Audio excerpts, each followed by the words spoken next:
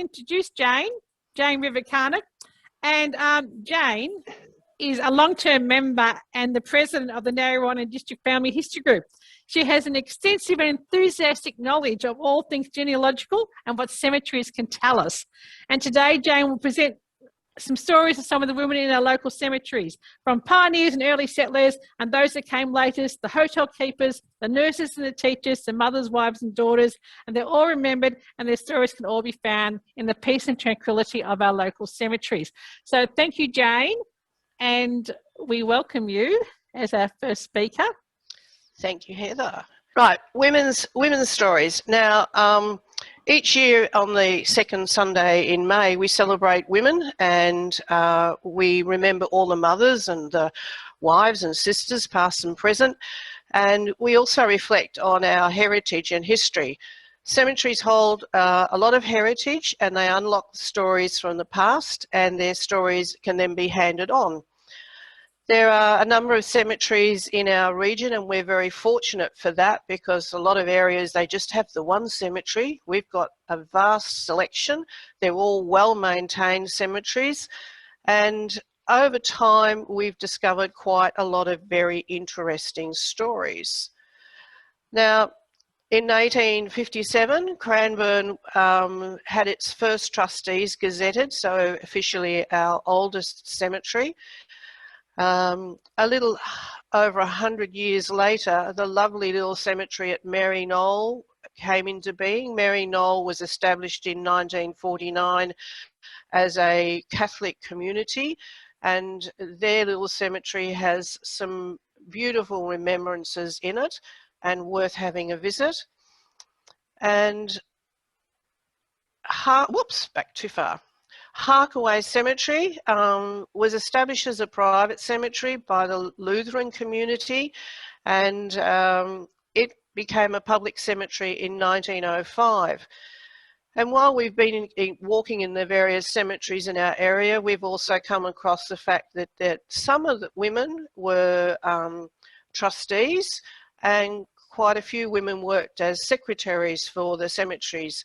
So even though back in that time it really was a man's world, the women were doing quite a bit to help. Why is my so slow? Okay, so the Family History Group have done 12 walks in 7 years, and we've recorded close to 700 stories. Majority of the stories related to our research into remembering the 100-year commemoration of World War I. But during those stories, apart from focusing on the men and what they did in the war, we also uncovered what happened to the women left behind, how they managed the farms, how they raised children on their own, the impact that the war had on the broader community, not just those who were serving. And that sort of started us thinking more about the fact of it's a man's world, but what did the women do? Okay, so at Pakenham in 2015, we focused a whole walk purely on women in the local community and the way that they actually created the community. The men founded Australia, and the men, get all the accolades for everything, but without the women and the work they did, communities as such really wouldn't have existed. And I've broken it into occupations because fundamentally in that era, women didn't work. They only ran the house and did the farm community, and they did everything else, but they weren't considered to be working. There was only certain occupations that were considered as proper occupations for women. So the first lot of women that we look at is the publicans and innkeepers. So this family, the Shankly and Purvis family, are well known in the Pakenham district for Purvis Pub, which is still there with new owners. So Esther and her husband Joseph, they first started in the hotel business at McAllister Hotel in Maffra, where Joseph held the license. And it was a family connection that extended for just on 100 years. In 1918, they moved to Pakenham and Joseph purchased the Pakenham Hotel. and he gave it to his wife, and she then held the license until her death.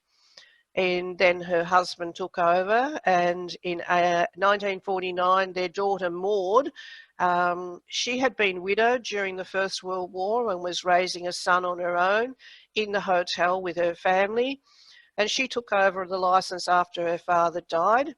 Her son Dave then took over the license with his wife Mary, and their two daughters also worked in the hotel up until 2008. So that was 4 generations of the one family, basically in the one hotel for just on 100 years. And also in Pakenham there was Elizabeth Eliza Fraser. She worked in hotels for a total of 20 years. In 1883 she had the licence for the Pakenham Hotel on the west side of Tumut Creek, and while she was there working away in the hotel, she also endured a very volatile marriage, and she died at the young age of 43. On the other side of Tumut Creek was the Burke's Hotel, which was Michael Burke and Catherine Burke, originally called the La Trobe Inn. Catherine managed the hotel while she also raised 15 children. 2 of them died in infancy. And when Michael died in 1877, Catherine then held the licence in her own right until her death in 1910. Another publican in Pakenham is Catherine Stavely. She was 16 when she married her first husband. He purchased the Railway Hotel at Warrigal, and in 1886, following his death, she took over the licence. A few years later, she remarried, and 4 years after that, she actually lost the hotel and the home that she lived in when she was declared insolvent. In 1895, she was a widow again for the second time. She was only 44, and she moved to Pakenham to be near her parents and died there. And change slide. Oh, so then we went to Bunyip Cemetery, and we found this lovely little plaque for Sarah Alice Craft. Sarah was born in 1862, the daughter of Lawrence Finch, and she took over the licence of the Gippsland Hotel from her father in 1897. A year later, after he died, the hotel, the goods and chattels were willed to Sarah. She then married William Craft, and the name of the hotel changed to Craft's Gippsland Hotel, although it was Sarah that still held the licence and ran the establishment until it was sold in 1911. At Lang Lang, we had Mary Flintoff. Mary established the Lang Lang Coffee Palace in 1893. Later on, she renovated the building and added a second story to it. She then obtained her licence to sell liquor, renamed it the Lang Lang Palace Hotel. So publicans were out there and about. In Berwick, we all know the Berwick Hotel in the main street. Was built by Susan Bain's husband in 1857.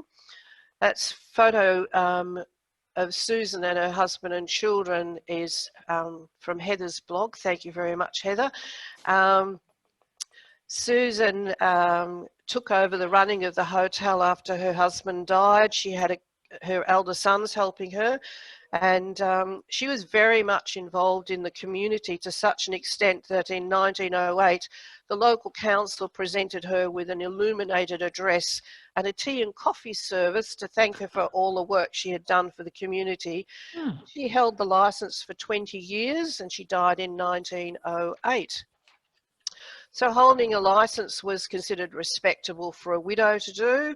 It provided a home for her and her children, and the women supported the local community. They provided meals and accommodation and employment.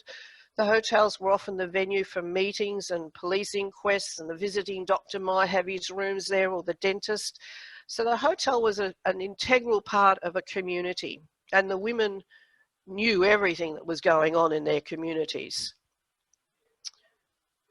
Go faster. So nursing. Nursing was another role that was acceptable for a woman to take on, or young women. And with most things, when they got married, they had to stop nursing. So you found that there were a lot of women who were nurses who were so dedicated to it. They never married, they had married their job. And Nora is one of them. She dedicated her life to looking after men, particularly the returned soldiers from 2 wars. She started her training in 1907 at the Alfred Hospital, and she was 34 when she enlisted in 1915 to serve in the Australian Army Nursing Service. She served in Egypt and in France, and she returned home in 1919. She continued nursing. In 1934, she had been made the matron of the Anzac Hostel in Brighton. And when the Second World War commenced, she was matron at the Stonington Red Cross Convalescent Home.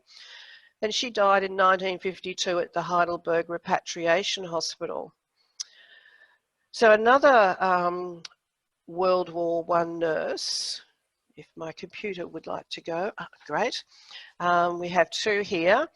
Lily, she was an Australian nurse who'd gone to England, and she was nursing there, and one of the patients was Louis Bayer, and they married in England and returned to Australia.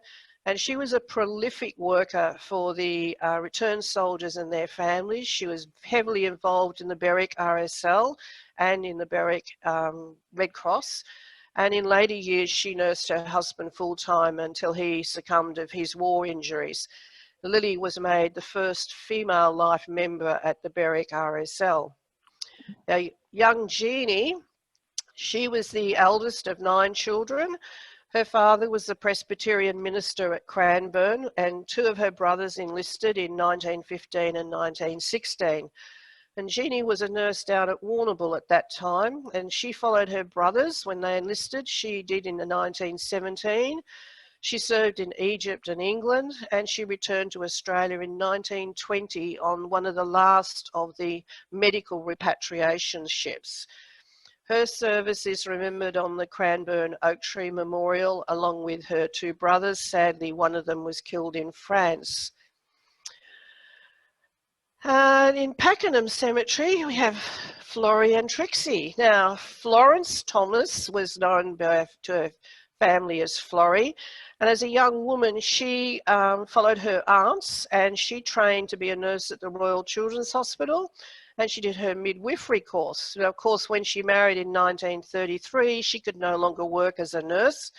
However, she found a way to keep using her skills and her knowledge by assisting the local doctor, George Farrell. For many years, she conducted first aid and home nursing classes in Gembrook and Pakenham every fortnight. For 50 years, she was a member of the Pakenham Red Cross, and she was 98 when she died in 2005. And not far from her grave is her sister-in-law, Beatrice, or known as Trixie. She was also an integral part of the Pakenham community and a woman ahead of her time. She was born in 1901, and her first job was McAfee's General Store before she joined the Shire of Berwick in 1925. While she was working for them, she studied by correspondence to be a municipal clerk or clerk. She got her certificate in 1938. And after 27 years of working for the Shire, she then applied for the Shire's Secretary's position in 1952. This caused a bit of controversy. How dare a woman apply for something against 23 male applicants? But she was considered to be the best for the position, which she was duly appointed, and she served in that role for 14 years until she retired in 1966. She also held the position of Secretary to the Gembrook Cockatoo Waterworks Trust, a role that she didn't retire from until she was 75. She was president of the Berwick and Pakenham Historical Society for 10 years. She served as the church organist at the Presbyterian Church for many years. She found time to support the Red Cross, the Blind Auxiliary. She was a volunteer at the Pakenham Ops Shop. She assisted with Meals and Wheels, and when she had spare time, she liked music, reading and travel. She had a life that was dedicated of service to her community, and she did not marry. She died in 1997. Teaching was another role that was suitable for women, and widows could also teach. So this is Agnes, Amelia, Louisa, Nicole, and she was actually a student at the Harkaway Primary School. And as a young woman in 1879, she applied for the job of sewing mistress. And the sewing mistress also worked with the infant class and helped the teachers with outdoor activities. They weren't just teaching the children how to sew. So when she got married, she had to resign, which was normal. So in 1883, she's pregnant with her third child when her husband died. So later that year, she applied for the position of sewing mistress and she was accepted. She took 3 months off in her first year while her son was born. So she's got 2 little boys and a baby, and she returned to school and teaching. And one wonders how on earth she did that. Was there somebody who minded the children, or did she take the children into the class with her? But she survived. Her children grew up and they also attended the Harkaway School, as did her grandchildren.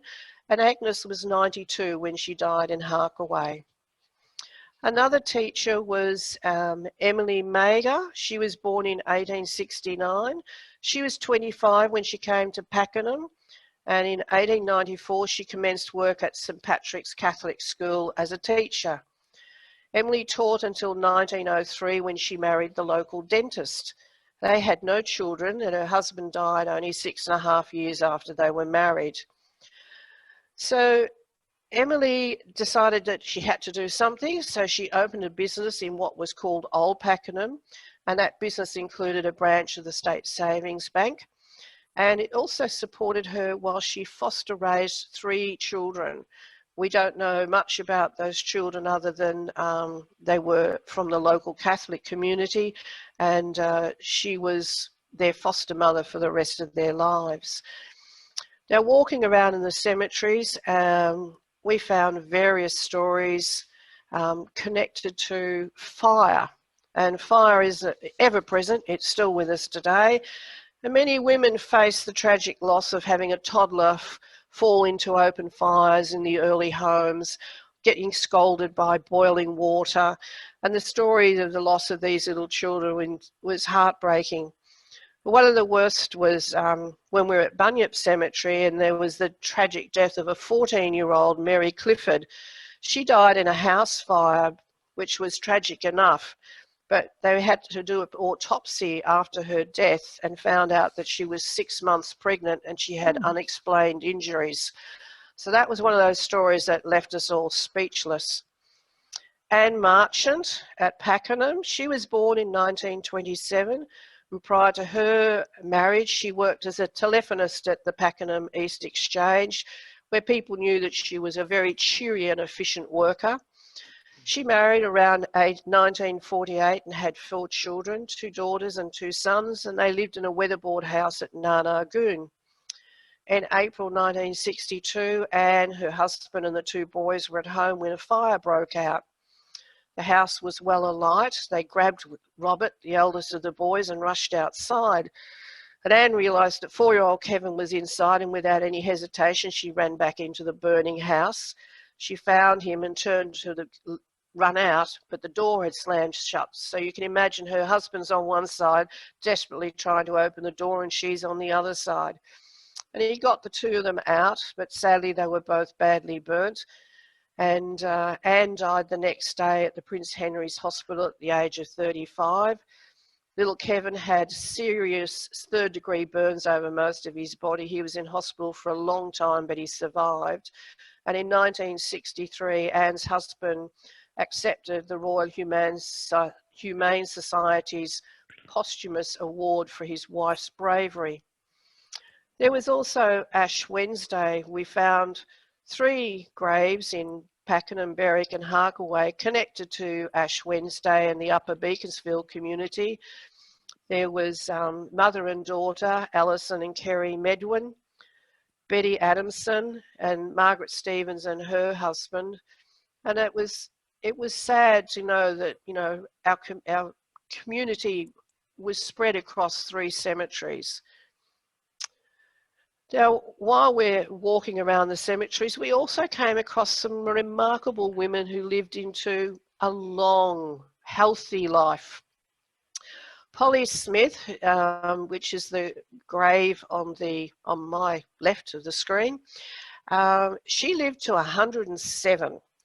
She was born in Narre in 1882, and she was one of 7 children. Her mother, Catherine, was said to have been in excellent health and generally very active up until a few days before she died, and Catherine was 96. There seems no doubt that Polly inherited her mother's strong constitution. She never married, and she helped for her sisters as needed with their children. She taught religious education to the children of Narre before the Sisters of St. Joseph came to Curralin. She cleaned and did the church flowers at St. James, Narre from its opening for 46 years. She represented Narre at the annual Catholic Rural Convention in 1944. And on her 100th birthday, she received telegrams from the Queen, Australia's Prime Minister, and Pope John Paul sent her a papal blessing. Teresa, the lady sitting on the other side, she overcame a really sad childhood. She was removed from her mother, who was not capable of looking after her, and spent 8 years living in an industrial school where she was farmed out as needed to other people for work. She had a young son before she married, and she and John had 7 children together.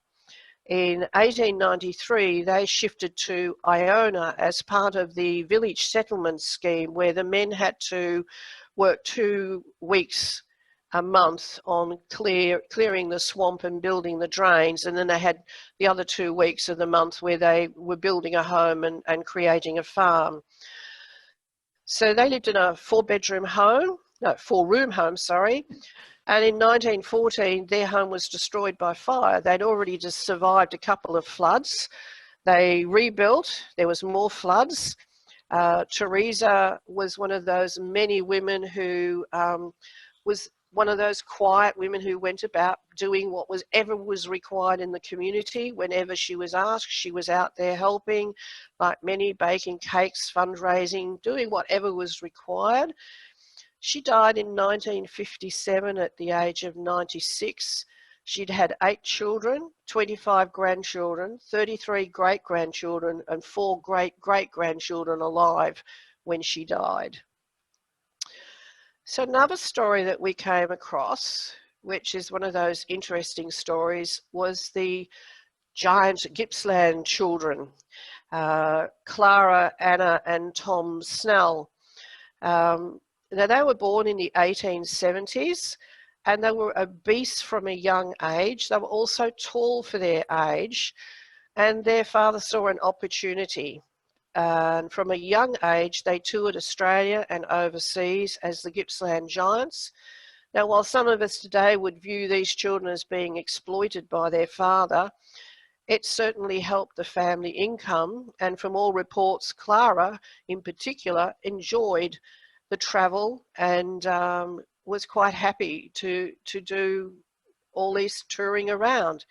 She died in 1914, the first of the 3 children, and it was reported that her coffin was carried to the cemetery on a dray because it wouldn't fit in the hearse, and that the banner that was used to advertise their tour was buried with her. Anna, her sister, died 5 years later, and Tom, he ultimately lost the weight, and he lived to a good age and died in 1949. Right, now, these 2 photographs are at Pakenham Cemetery. The one on the left is from the Public Records Office book called Footsteps, which is the story of Lucy and Percy Pepper. Now, we spent quite some time trying to establish where the grave was, and the one on the right with all the arum lilies in it turned out to be Lucy's grave. Now, Lucy and Percy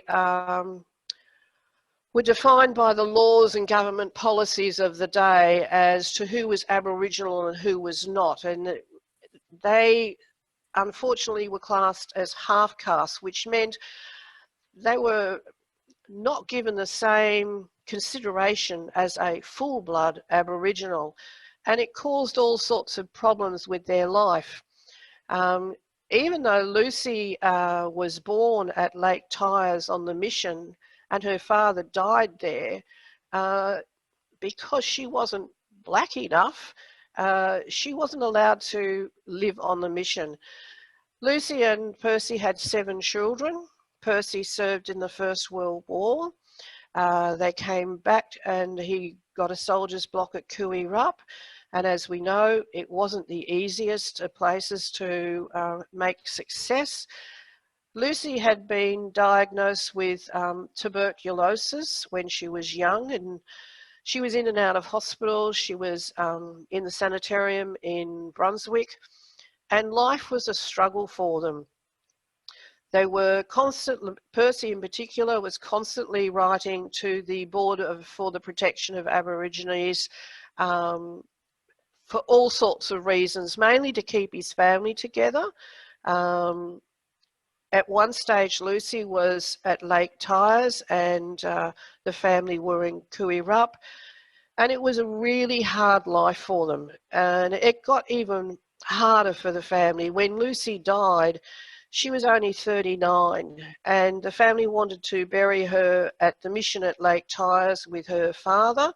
The government rules of the day said that she wasn't a full-blood Aboriginal, therefore she could not be buried there, so she was buried in Pakenham Cemetery.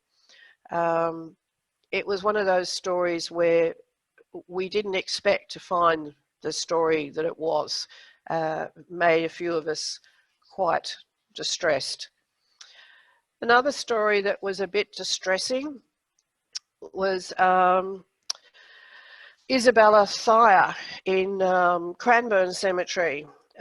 Isabella was the local Cranbourne policeman's wife, and they had 7 children, and she was pregnant with twins, and just after she gave birth to the twins, it was about a week from Christmas, she died from the influenza. 2 weeks later, the first twin died, and 2 months later, the second twin died. Her husband struggled, and he went to West Australia, and his sister-in-law, Euphemie, stepped in to raise the children. They were aged from 15 down to 3. And sadly, in 1905, things were too much, and their father died. And Euphemie raised those children and devoted herself to them, worried about them, shifted to West Australia and named her home in West Australia, Cranbourne. So she obviously had a connection back to her community. Now, the other grave is Lorristina Robinson. Lorristina had 3 children. They were living at North Clyde, and she was a very capable woman. She managed the family and the farm. And she was married to a man who was known to have a temper and that they quarrelled frequently. In 1929, he upped and left the family and the home and went and actually lived at a neighbour's. Later on, in December 1930, Lorristina walked out her front door into the garden and was shot at close range by her husband and died instantly. It wasn't reported as domestic violence, it was reported as a murder, and it is what it is. So there were many, many stories that we uncovered. It was a case of each cemetery we went to, we found more stories. This photograph is from the Australian War Memorial. It sort of shows you what it was like in that era. It's the different age groups of those women, the expression on their face, the young child, they are just waiting. And they weren't just waiting when the soldiers returned, they were waiting for husbands to return. There were women who were on farms in isolated areas, women whose husbands worked in mills, who would leave on Sunday night, trek off into the forest and come back on Saturday. They seemed to always be waiting for the men to come home. And it was typical of the communities that these women also baked endless cakes. They did fundraising for the building of churches and schools. They supported the other women. The daughters nominated to be contestants in queen pageants. They knitted for other people. They milked cows. They made butter. They did everything they could for their families. They made their own clothes. They tended vegetable gardens and orchards. Sometimes they would go days and days of isolation, and church was their community where they could talk to other women. And in the newspaper reports, it was always Mrs. Smith. Sometimes you'd find it was Mrs. Mary Smith, but they were always mentioned as being cheerful, as being resourceful, as good workers. I didn't come across at any stage a woman being referred to as unhappy or complaining of her situation. They are people that we should admire and remember. So if you're in a cemetery, or you see a group of people in a cemetery, stop and join in. Find a grave and go and say thank you to the women who made the communities that started us off. This is the credits for the photos. They weren't all from the family history group. The Harkaway School photo is from the Max Thompson collection.